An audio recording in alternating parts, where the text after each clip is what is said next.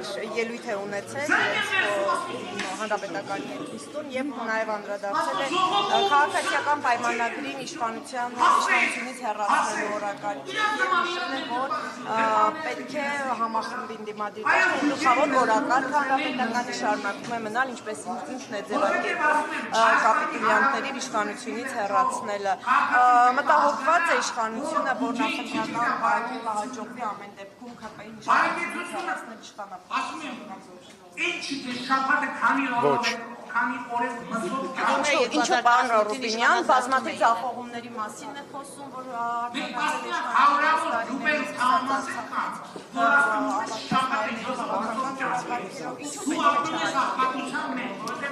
Հարցը ո՞րն է, ինչու չպիտի չհաջողվի իշխանությունը փոխել մինչև ընտրությունները, դա է հարցը։ Ինչու պետք է չհաջողվի նրանց իշխանությանը, հաստատներ կան իրենց Հարգելի գործընկերներ, ընդհանրապես ժողովրդավարական երկրներում նման հարցերի պատասխանը տալիս է ժողովուրդը ընտրությունների ժամանակ։ Եթե ընտրությունների 2026 թվականին կլինեն ընտրություններին, ժողովուրդը կտա ձեր հարցի պատասխանը։ Դուք կարծում եք մինչ այդ ժողովրդին չի հաջողվի համախմբել ընդդիմադիր դաշտից ձեզ հեռացնելու օրակարգի շուրջ։ Ոչ, իհարկե չի հաջողվի, որովհետև ժողովուրդը մեղմ ասած լավ կարծիք չունի ձեր նշած անձի մասին, օրինակ։ Դուք ո՞նց եք այդպիսի պնդում անում։ Եվ կրկին այդ հարցի պատասխանը 2026 թվականին կստանանք բոլորը։ Հայտարարում էին, որ Արցախի Լեռնային Ղարաբաղի բանակցային գործընթացը պետք է շարունակի մնալ իշխանության այդ քաղաքական օրակարգում։ Արդյոք սրանով իրենք նաև չեն լեգիտիմացնում Ադրբեջանից հնչող գրակոչները ու նույն մեղադրանքները, որ Ադրբեջանից հնչող գրակոչները ոչ մի լեգիտիմացման շանս չունեն ընդհանրապես, որովհետև ուժի գործադրումը ընդհանրապես ընդունելի բան չէ որևէ հանգամանքում։ Այս ընթացքում, որ Հայաստան գնում է խաղաղության, իրենք հայտարարում են, որ էջը փակված չէ, պետք է շարունակել բանակցային։ Ես այլ կոնտեքստում ասեմ, ընդհանրապես մեր ընդդիմությունը եւ առաջին հերթին նախկին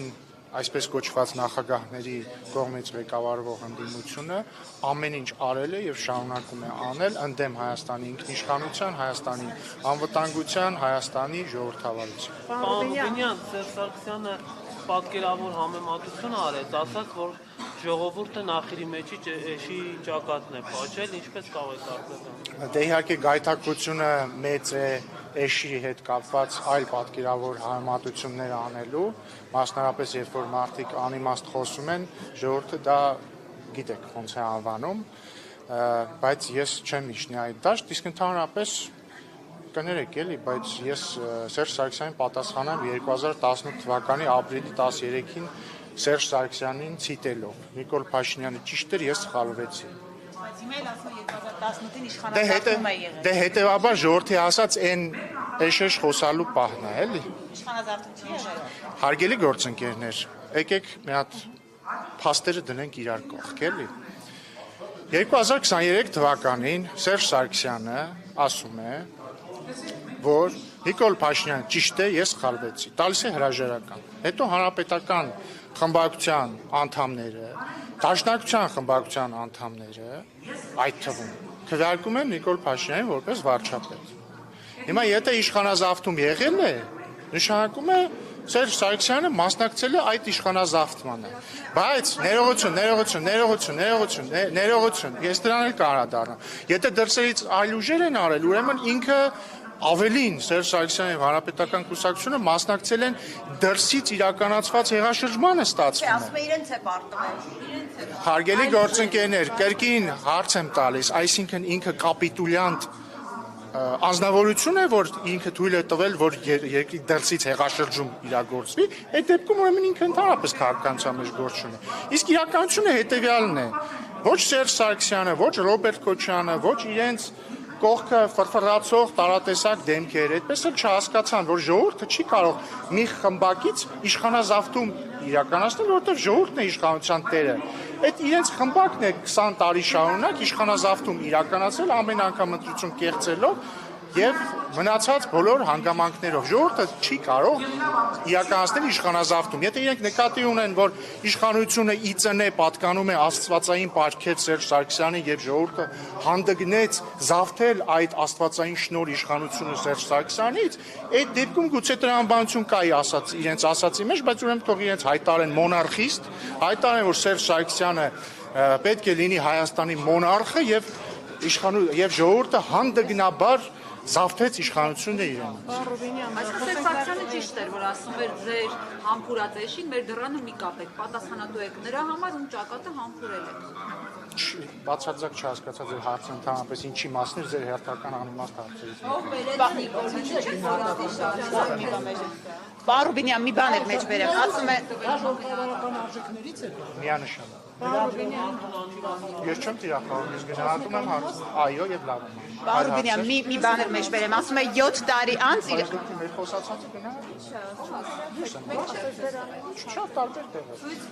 Լավ, ես հիմա չեմ բանալի։ Միշտ մեջ բերում էլի անեմ, Սերժ Սարգսյանն ասում է 7 տարի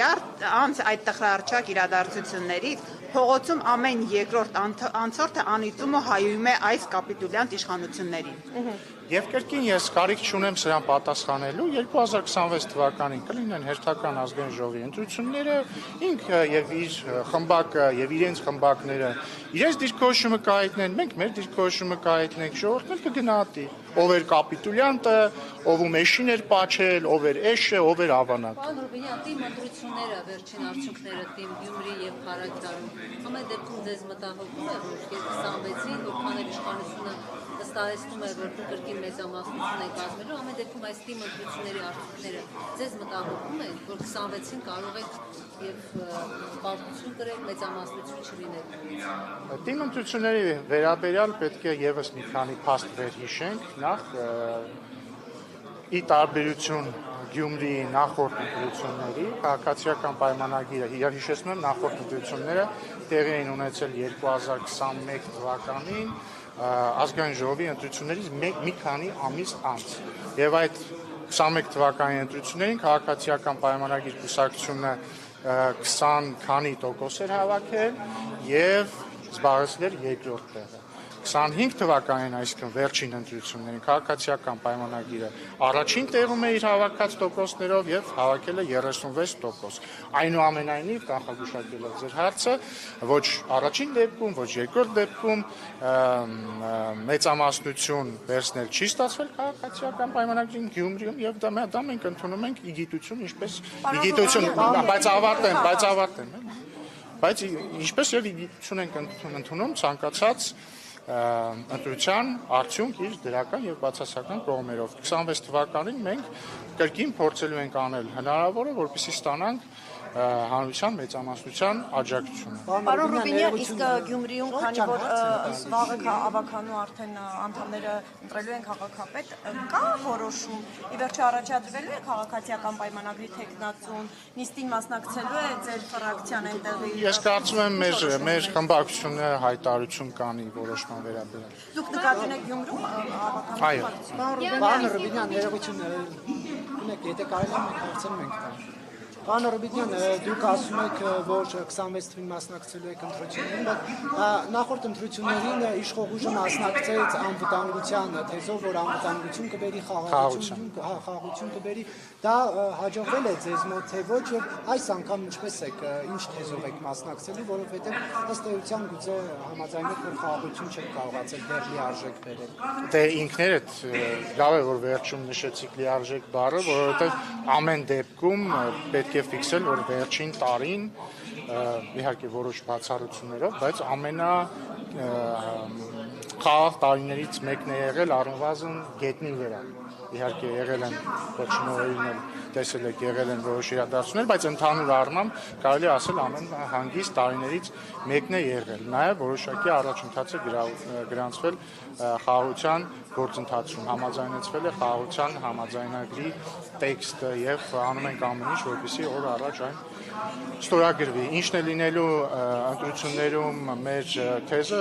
բնականաբար միայն մի թեզ չէ, որ լինելու է կյանքի տարբեր ոլորտներին է վերաբերվելու, բայց մենք շարունակելու ենք իրական Հայաստանի գաղափարախոսության շրջանակներում շարժվել առաջ եւ առաջարկել մեր քաղաքացիներին այն լուծումները, որոնք մենք տեսնում ենք։ Շուշի դեօկուպացիա այս անգամ լինելու է, պարոն Օսմանյան։ Խոստումների Փաշինյանի անվստահություն կա հասարակության մոտ, գնահատում որ Փաշինյանի որևէ խոստում Դե սիրելի գործընկերներ, դա ձեր գնահատականն է։ Ես նույն կերպ հիշում եմ, ոնց էր 2021 թվականից, ոնց էին ձեզնից բոլորը նորից նույն հարցերը տալիս, պնդում, որ քաղաքացիական պայմանագիրը եւ վարչապետը չգիտեմ, չունեն վստահություն, այնտեղ որներ են գելապ կար մի հատ ասում էր Ռոբերտ Քոչյանն է հաղթելու, բայց 2021 թվականի ընտրությունները ցույց տվեցին ժողովրդը ինչ է իրոք մտածում։ Հիմա 2026 թվականին նույնպես ընտրությունները ցույց կտան, թե ժողովրդը ինչ է մտածում։ Արցախցիները վրանում Կրկին ձեր բոլոր հարցերին իմ պատասխանը հետևյալն է 2026 թվականին ժողովրդը ցույց կտա, թե ինքը ինչ է մտածում, ինչ է ուզում։ Խծաբերդուն չէ։ Հնացախում կոնկրետ ասում է, որ հոգեբանական պատգամավորները կան, մեկ օր այս գրակոչների ցայնի տակ քնեն։ Տեսնենք այդ խաղաղությունը իրենց ձեռք է տալիս դուրեկան է, ընդհանրապես կապրեն այս պայմաններին։ Ես այդ հարցը չլսեցի ուղղակի։ Իրենք ասում են, որ հոգեբանական պատգամավորները կան այս գրակոչների տակ ապրեն, տեսնեն այդ խաղաղության մեջ կարող են ապրել։ Հարցը ձեր չլսեցի։ Կգնաք խնացախում մի գիշեր ապրելու, պարոն Ռուբինյան։ գիշեր չէ։ Մեր պատգամավորները ընդհանրապես երբեք էլ ոչ մի խնդրեմ չեն ունեցել որևէ տեղ գնալու, ժողովրդի հետ շփվելու, եւ ես վստահ եմ, որ մեր Սյունեցի պատգամավորները դա անում են Պարոն բարբերաբար։ Ռուբինյան, 26 թվականի ընտրություններին Շուշիի հադրութի դեօկուպացիա լինելու է ձեր նախընտրական ծրագրը։ Ինչու՞։ Սերժ Սարգսյանը խոսել է նաև խաղաղության համաձայնագրի մասին, ասել, որ դա մոլորեցնողը եւ միակողմանի, խոսելով նաև բանակցային գործընթացի մասին հնարավորություն տեսնում է դա վերադարձնել միջազգային օրակարգ, բանակցողին փոխելու եւ նաև այսպիսի ձևակերպում է արել, որ համարժեք իրավական գնահատականի արժանանան վարչապետի գործողությունները։ Խնդրեմ մեկնաբանեցեք։ Դժվար է մեկնաբանել այս անիմաստ հայտարարությունները, պետք է ասել հետևյալը, ես ձեզ բոլորիդ ուզում եմ հիշեցնել, որ 2023 թվականի, եթե չեմ սխալվում, օգոստոսներ կամ սեպտեմբերի սկիզբն էր, Սերժ Սարգսյանի եւ Ռոբերտ Քոչյանի ուղիղ հովանավորության տակ գտնվող ուժերը եւ Դաշնակցության Լեռնային Ղարաբաղում իրականացրեցին իշխանափոխություն։ Արայք Հարությունյանը հրաժարական տվեց։ Իրենց ուժերը ընտրեցին պարոն Շարամանյանին։ Այդ նույն օրերին, այսօրվա պես ես հիշում եմ, Ազատության հրապարակում անցկացնում էին հանրահավաք, որտեղ լրագրողները, եթե չեմ սխալվում, նույնիսկ նարեկներ կարող է, բայց վստահ չեմ, կամ փայլակներ, մոտեցան Ռոբերտ Քոչյանին եւ Սերժ Սարգսյանին, հարցրեցին, ինչպես է գնահատում իրադարձությունները Ստեփանակերտում, ասեցի շատ լավ, ուրախ ենք, հույս ունենք, որ նույնը տեղի կունենա Հայաստանում։ Դրանից օրեր անց կամ շաբաթներ անց Լեռնային Ղարաբաղը հայաթափվեց։ Այս մարդկանց եւ Ռոբերտ Քոչյանի եւ Սերժ Սարգսյանի ամբողջ քաղաքական հետագիծը սկսած 1998 թվականից նվիրված է հետեւյալ ֆորմուլային։ Այդ ֆորմուլան կայանում է հետեւյալում. դրոշակ դարձնել Լեռնային Ղարաբաղը, դա օգտագործել Հայաստանում իշխանություն զավթելու համար, իդեպ, երբ որ ասում են իշխանազավթումը կիրառելի է միայն Ռոբերտ Քոչյանի եւ Սերժ Սարգսյանի բոլոր տարիներին, որովհետեւ այդ մարդիկ մեկ անգամ իրենց կյանքում ընտրություն հաղթած չկան։ Զավթել իշխանություն, հես այդ հարցը կտա կպատասխան։ Զավթել իշխանությունը այդ պատրվակով, կեղեքել, հարստահարել, թալանել Հայաստանի ժողովրդին ու այս է իրանց կյանքը, իրանք ուրիշ քաղաքականություն չունեն, իրանք թքած ունեն թե Հայաստանի ինքնիշխանության վրա, թե ժողովրդավարության վրա, եթե հարցնեք որտեղից էին պնդումը, որովհետև Սերժ Սարգսյանը մի մարդ է, որը 2018 թվականին ասում է Նիկոլ Փաշինյանը ճիշտ էր, ես սխալվեցի, 2025 թվականին ասում է իշխանազավթում է տեղի ունեցել։ Մի հարց էլ տամ էլի, եթե ինքը ասում է, որ հայ ժողովուրդը սխալվեց, մեծ հաշվով դա էր ասում երևի Սերժ Սարգսյանը, չէ՞ որ մոլորեցին հայ ժողովրդին։ Լավ, ենթադրենք իր տրամաբանությամբ մոլորեցին։ Հետևաբար ինչու է 2018 թվականին տեղի ունեցած իշխանազավթում։ Ով է ումից զավթել իշխանությունը, ոնց ինչ մեխանիզմով, թող պատասխանեք։ Ասում եք ընտրություններում հաղթած չկան, բայց պատերազմներում էլ պարտված չկան։ Որ իշխանության ժամանակ են ավելի շատ կորուստներ ունեցել։ Սերժ Սարգսյանի, Քոչարյանի, թե ձեր իշխանության ժամանակ։ Սերժ Սարգսյանը եւ Ռոբերտ Քոչյանը իմ նկարագրած հետագծի բերումով մեծագույն դերակատարություն եւ մեղք ունեն Լեռնային Ղարաբաղի հայաթափման հարցում եւ դրա վերջին արարը, այն էլ ինչ ես նկարագրեցի, երբ որ իրենք Լեռնային Ղարաբաղում իրականացրեցին իշխանափոխություն, եւ դրանից շաբաթներ կամ օրեր անց Լեռնային Ղարաբաղը հայաթափվեց։ Եթե դա չլիներ, ձեզ կհաջողվեր Արցախի ժողովրդի իրավունքների եւ անվտանգ ապրելու հարցը Լեռնային Ղարաբաղում միջազգային մեխանիզմներով։ Մենք ամեն ինչ անում ենք դրա համար։ Դուք հիմա հիպոթետիկ հարց եք տալիս, ես կարծում եմ կստացվեր։ Այո, ես մեղադրում եմ իրենց տապալելու մեջ դա եւ ես ասում եմ, որ մենք անում էինք ամեն ինչ, որպեսզի Լեռնային Ղարաբաղի ժողովուրդը կարողանար անվտանգ ապրել Լեռնային Ղարաբաղում, բայց հետո եղավ այն, ինչ եղավ։ Բայց ձեր օրակարգի մշակողը իջեցնելուց անցել էր ավելի քան 1 տարի, բայց դուք ոչ մի կերպ չէիք ասում, թե չէիք ամեն դեպքում բացահայտում։ Ախր մենք բազմիցս խոսում, բայց թողեք պատասխանեմ ձեր հարցին։ Ես լսում եմ ձեր հարցը եւ ասում եմ մենք բազմիցս ենք խոսել սրա մասին։ Մենք բազմիցս ենք խոսել, որ այն ժամանակ մեր քաղաքականությունը միտված էր նրան, որ Լեռնային Ղարաբաղի ներկայացուցիչները ուղիղ բանակցեն Ադրբեջանի հետ, Լեռնային Ղարաբաղի ժողովրդի անվտանգության եւ իրավունքների շուրջ։ Խոսվել է նրա մասին, այդ թվում արգոս նախարարության վերջին պատասխանի մեջ ձեր լրատվամիջոցին, եթե չեմ սխալվում, ի դեպ, որ կային նախաձեռնություններ այդ թվում հանդիպումների 3-րդ երկրներում, խոսվել է նաև այն մասին, թե ովքեր նախընտրեցին Եվլախը, օրինակ ինտեգրացիայի օրակարգն էր պարտադրում Բաքուն, ասում էր լուծարեք ամեն ինչ եւ եկեք ինտեգրացիա։ Դա էր ձեր իսկ ներողություն, իսկ Սերժ Սարգսյան եւ Ռոբերտ Քոչարյանի կողմից Լեռնային Ղարաբաղում իշխանափոխության իրականացումից հետո այդ լուծարումը տեղի ունեցավ, թե տեղի չունեցավ։ Այդ լուծարման ներողություն, մի վարքան, թողեք ես պետք է ավարտեմ։ Լեռնային Ղարաբաղի լուծարման փաստաթուղթը մենք ենք ստորագրել, թե իրենց պրոտեժեները։ Ես էլ ձեզ պատասխանում եմ այն, ինչ բխում է ձեր հարցից։ Հերթով բանավիճեք ինձ հետ,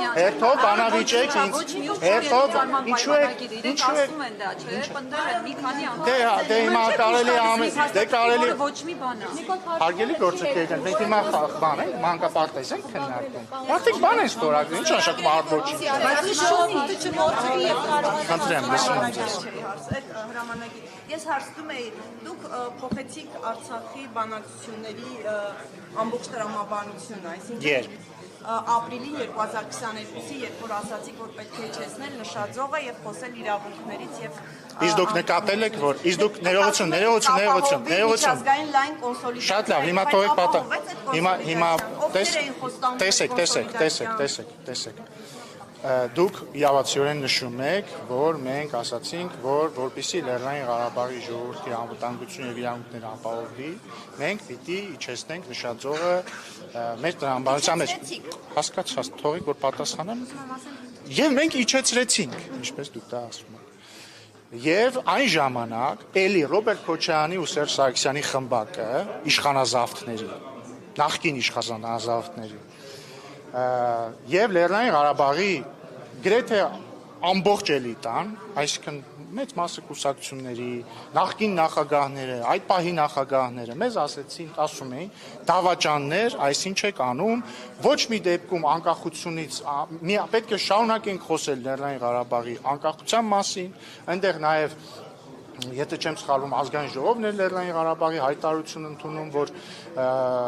Լեռնային Ղարաբաղի շուրջ 7 շրջանները նույնպես Լեռնային Ղարաբաղի մաս են եւ այսպես շարունակ։ Մի խոսքով ստանդարտ դավաճան քպիականներ, մենք հայրենասեր ենք եւ այլն, ինչպես եք հանդգնում խոսել Լեռնային Ղարաբաղի ժողովրդի իրավունքների եւ անվտանգության մասին եւ չխոսել անկախության մասին եւ այլն եւ այլն։ Հիմա 2025 թվական, ընդ որում ես ինչ որ ասում եմ իրենց դիրքորոշումը, ըստ էության իրենց դիրքորոշումը հետագայում դարձավ Լեռնային Ղարաբաղի իշխանությունների էլիտայի դիրքորոշում։ Եվ ընդհանուր մինչև 2023 թվականի էթնիկ զտումը իրենք այդ դիրքորոշման շրջանակներում էին եւ մեր այսպես ասած իջեցված նշաձողի տրամաբանությանը դեմ էին եւ մեր քաղաքականության դեմ էին։ Իրենք գնացին իրենց քաղաքականության թողեք ավարտեմ։ Արդյունքում հիմա դուք լսել եք մի հատ Լեռնային Ղարաբաղի ներկայացուցիչ էլիտայի խոսի օրինակ անկախության մասին։ Իրենք խոսում են Լեռնային Ղարաբաղի ժողովրդի իրավունքների մասին։ Հիմա ներողություն։ Այսինքն, երբ որ Լեռնային Ղարաբաղի ժողովուրդը այնտեղ էր եւ մենք առաջարկում էինք խոսել դրա մասին, իրենք մեզ ասում էին դավաճան եւ իրենք նախընտրեցին գնալ այլ ճանապարհով, կրկին Ռոբերտ Քոչարյանի ու Սերժ Սարգսյանի դրդմամբ։ Հիմա, երբ որ Լեռնային Ղարաբաղում էթնիկ զտում է իրականացվել, նոր եկել են մեր ասածին։ Ուշ ինչպես միշտ։ Իդեպ մի հատ էլ առիթ օգտագործելով մի բան էլ ասեմ, Սերժ Սարգսյանի եւ Ռոբերտ Քոչարյանի իշխանազավթ խմբակների կողմից եւ նաեւ Լեռնային Ղարաբաղի նախկին իշխանությունների որոշ շրջանակների կողմից փորձ է արվում ցանկացած քննադատություն, որ իշխանությունը ուղղում է իրենց, կրկնում եմ իրենց, այսինքն Ռոբերտ Քոչարյանի, Սերժ Սարգսյանի խմբակներին կամ Լեռնային Ղարաբաղի էլիտայի որոշ ներկայացուցիչներին, իրենք փորձում են դա վերագրել որպես խոսույթ ուղղված Լեռնային Ղարաբաղի ժողովրդի դեմ։ Ես ուզում եմ Լեռնային Ղարաբաղի մեր ժողովրդին, որոնք նույնն են ինչ ես, մենք նույն հայն ենք, իրենք մեր քույրերն ու եղբայրներն են, մեր ընտանիքի անդամներն են, ասել, որ կառավարությունը ոչ մի հակաղարաբաղյան սենտիմենտ չունի եւ թող հերու ուղարկեն իրենք այս ավանտյուրիստներին, որոնք փորձում են հակադրություն մտցնել Հայաստանի կառավարության եւ Լեռնային Ղարաբաղի ժողովրդի միջեւ։ Հիմա մի վիճեք, մի թիախավորեք իրար։ Պարոն Ռուբինյան, դուք որ ասում եք հակաղարաբաղյան որևէ բան չկա, բայց դուք Նիկոլ Փաշինյանն ինչ էր ասում ազգային ժողովի ամբիոնից, ասում էր բան միտինգի մատերիալներ, հա, արցախցիների մասին։ Ինչ է կա հենց հիմա խեղաթյուն։ Ինքը ոչ թե ասում էր, որ արցախցիները միտինգի մատերիալ էին, այլ ասում էր Սերժ Սարգսյանը, Ռոբերտ Քոչարյանը ու իրենց խմբակները փորձում են Լեռնային Ղարաբաղի ժողովրդին դարձնել միտինգի մատերիալ։ Համաձայն եք դրանք տարբեր բաներ։ Կարող եմ ձեզ դեր ասացի հետ կապված մի հարց տալ։ Դուք նկարագրեցիք ամբողջ այդ process-ը, բայց դուք կասեք, օրինակ այդ ընթացքում միջազգային ինչ կոնսոլիդացիա ձեզ հաջողվեց ապահովել այդ օրակարգի շուրջ։ Ովքեր էին օրինակ երաշխավորում, որ արցախցիների իրավունքների եւ անվտանգության շուրջ կլինի կոնսոլիդացիա եւ աջակցություն։ Այդ դրա մասին դուք ինձ ասում եք ինչ եղավ այդ օրակարգը, ես ասում եմ ինչ եղավ այդ օրակարգը։ Այդ օրակարգը, ասեք մի հատ, լսեք էլ։ Այդ օրակարգը ավարտվեց հետեւյալով. Սերժ Սարգսյանը եւ Ռոբերտ Քոչարյանը իրենց պրոտեժեների հետ միասին Լեռնային Ղարաբաղում իրականացրեցին իշխանափոխություն։ Այդ իշխանափոխությունից սպասեք, հեսա դրան էլ կանադառնամ։ Իրականացրեցին իշխանափոխություն, այդ իշխանափոխություններից օրեր անց Լեռնային Ղարաբաղում տեղի ունեցավ էթնիկ զտում։ Պարոն Ռուբինյան, Նիկոլ Փաշինյանն ասում է, երբ որ ինքը 2019-ին ստանձնում էր բանակցային այդ հեղափոխությունից հետո ստանձնում էր բանակցային փաթեթը, այդ դրանով արդեն նախանշվում էր Լեռնային Ղարաբաղում պետական կարգի լուծարումը։ Հիմա դուք ասում եք, ես իրեն եմ մեջբերում, հիմա դուք ասում եք ստորագրվեց հրամանագիր, այսինքն ի վերջո երբ է լուծարման ընթացքը երբ նախանշվեց, այսինքն լուծարման ընթացքը համարում են բանակցային փաթեթը, որ ստացել են լուծարման ընթացքը, եթե դուք խոսում եք վարչապետ Նիկոլ Փաշինյանի ելույթներից մեկի մասին, այս վերջերս, այդ տրամաբանությունը ցավոք դրված է եղել Լեռնային Ղարաբաղի շուրջ բանակցությունների ամենասկզբից, որովհետև ամբողջ միջազգային հանրությունը Լեռնային Ղարաբաղը ճանաչում էր Ադրբեջանի մաս։ Եթե դուք հարցնում եք ինչով ավարտվեց այդ ամբողջ պատմությունը ավարտվեց, երբ որ Լեռնային Ղարաբաղում իրականացրեցին իշխանափոխություն, դրանից օրեր անց Լեռնային Ղարաբաղում տեղի ունեցավ էթնիկ զտում, Սամվել Շահրամանյանն էլ ստորագրեց Լեռնային Ղարաբաղի լուծարման փաստաթուղթը։ Հիմա վերադառնանք ձեր հարցին։ Հիմա դեպքերի հաջողական այդպիսի բան չի եղել։ Դեպքերի հաջողականությունը ես էլ ասում եմ լուծարման փաստաթուղթ ինչ անշակում չի հերքել։ Իրեն հարց են տվել, ինքը ասելա չեն հերքել։ Ինքը ասել է, որ այո, ինքը ծանոթ է եղել այդ լուծարման փաստաթղթին։ Եվ խմբագրման աշխատանքներ արվել են։ Նիկոլ Փաշինյանը ասել է խմբագրություն։ Սխալ եք ասում։ Սխալ եք ասում։ Դուք ասում եք հավանաբար։ Ես էլ ասում եմ դուք սխալ եք ասում։ Ես սխալ չեմ ասում։ Սխալ եք ասում։ Կճշտենք, հետո կնայենք իրար։ Դրանից դեպքերի հաջող չեք եղել փաստաթղթից այսինքն։ Փաստաթղթի մասին, եթե չեմ սխալվում, այդ ժամերին տեղեկացել եմ, բայց Հայաստանի Հանրապետությունը փաստաթղթի կազմմամը, խմբագրմանը որևէ մասնակցություն չի ունեցել։ Պարոն Ռուբինյան, դեպքի հաջորդականությունը հիշեք, երբ Շահրամանյանին էր ասում լուծանման փաստաթուղթն եք մեջբերում, դրանից առաջ Նիկոլ Փաշինյանը գնաց Շարլ Միշելի հետ հանդիպման, ասաց Արցախը ճանաչում եմ Ադրբեջանի մաս, ճիշտ է։ Այսինքն դա Նիկոլ Փաշինյանն է արել, ուրիշ ոչ ոք։ Ախր որ հարցերը տալիս եք, գոնե այդ հարցերը ճիշտ ձևակերպեք, որովհետև ես միշտ կարծել եմ, որ լրագրությունը ինքը տենց մոտավորապես գիտություն, հա, բայց մի ընդհատեք ինձ։ Լրագրությունը ինքը տենց մոտավորապես աշխատանք չէ, էլի։ Իմ մայրն էլ է լրագրող եղել, իդեպ ես ամենայն հարգանքով եմ դա ասում, դուք նույն թերթում եք աշխատել իդեպ։ Տարբեր տարիներ։ Ինքը մոտարապես բան չի, էլի, նախ Նիկոլ Փաշինյանը Շարլ Միշելին չի գնացել Պրահայում ասի, որ Արցախը Ադրբեջանի կազմում է։ Պրահայում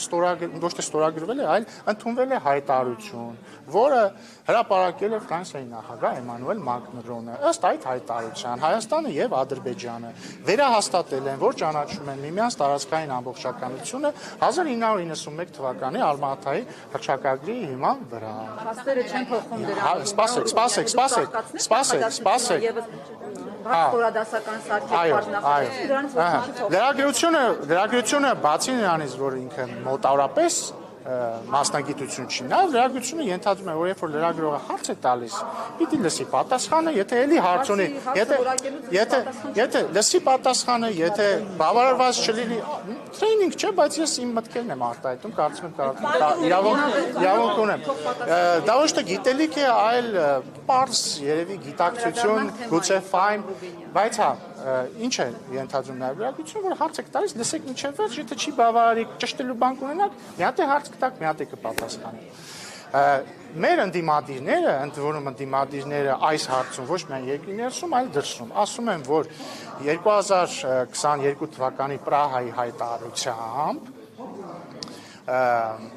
հնարավորությունից զրկվեց ռուս խաղաղապահ զորախումբը որևէ բան անելու Լեռնային Ղարաբաղում եւ հետեւաբար դրա պատճառով 2023 թվականին ոչինչ չարեց։ Ես ուզում եմ հիշեցնել, որ Պրահայի հայտարարությունը ընդունվել է 2022 թվականի հոկտեմբերին, իսկ Փարուխի, Խծաբերդի եւ այլ դեպքեր, իսկ հիշեցնում եմ ինչ դեպքեր են, երբ որ ադրբեջանական զինված ուժերը օրինակ գրավեցին Խծաբարդ գյուղը, վերցրեցին վերահսկողության տակ, մինչև այդ ՊԲ վերահսկողության տակ էր, դրանից հետո ադրբեջանական։ Նույնն էլ Փարուխը։ Դրանք տեղի էին ունեցել 2022 թվականի հոկտեմբերից առաջ։ Հետևաբար ասել, որ ռուս զորախումբը, այո, ինչ որ հայտարարության պատճառով էր, որ չմիջամտեց, փաստագրված է, որ այդպես չէ։ Հաջորդը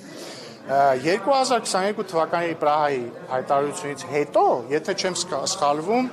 2023 թվականի սկզբներին էր, հունվարին կամ 22-ի վերջերին։ Ընդունվել է այլ եռակողմ հայտարարություն եւս Սոչիում։ Ժամկետը կարող սխալ ասեմ, բայց նոյեմբեր, 1 ամիս անց, որը ստորագրել են Հայաստանի վարչապետը, Ադրբեջանի նախագահ եւ Ռուսաստանի նախագահ, որում նշվում է, որ կողմերը վերահաստատեցին ռուս խաղաղապահ զորակազմի անհրաժեշտությունը եւ կարեւորությունը։ Հետեւաբար փաստարկը, որ Պրահայի հայտարարությամբ որևէ բան էր փոխվել Լեռնային Ղարաբաղի ռուս խաղաղապահների որևէ ֆունկցիայում, հա, հիշում եմ, որևէ ֆունկցիայում, հիշում եմ, որովհետև դուք հարցը տալիս եք Պրահայի հայտարարության մասին, ես ուրիշ տեղ չեմ տանում, դուք հարց տվեցիք, փորձելով ձեր հարցը կապել, հարցով կապել Պրահայի հայտարարությունը էթնիկ զտման հետ, ես էլ ձեզ ասում եմ, թե որն է կապը իրականում։ Մի վարքա, ես հիմա այս հարցին կպատասխանեմ, հաջորդն ձեր հարցին կպատասխանեմ։ Եվ հետևաբար Պրահայի հայտարարությունը որևէ կերպ որևէ բան չէր փոխել ոչ ռուս խաղաղապահ զորակազմի ֆունկցիաներում, ոչ կարգավիճակում, ոչինչում։ Էլ չեմ ասում, որ նոյեմբերի 9-ի հայտարարության համաձայն ռուս խաղաղապահ զորակազմի գոյությունը եւ ներկայությունը Լեռնային Ղարաբաղում պայմանավորված չէր ոչ Լեռնային Ղարաբաղի այս կամ այն կարգավիճակով, ոչ Հայաստանի եւ Ադրբեջանի այս կամ այն դիրքորոշմամբ այս կամ այն հարցի շուրջ, այլ սեւով տառով սպիտակին գրված էր, որ 5 տարով է այնտեղ երկարաձգմամբ, եթե կողմերից որևէ մեկը 6 ամիս առաջ չի ասում ոչ։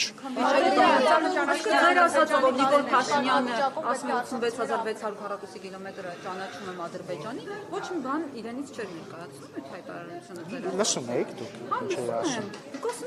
Ես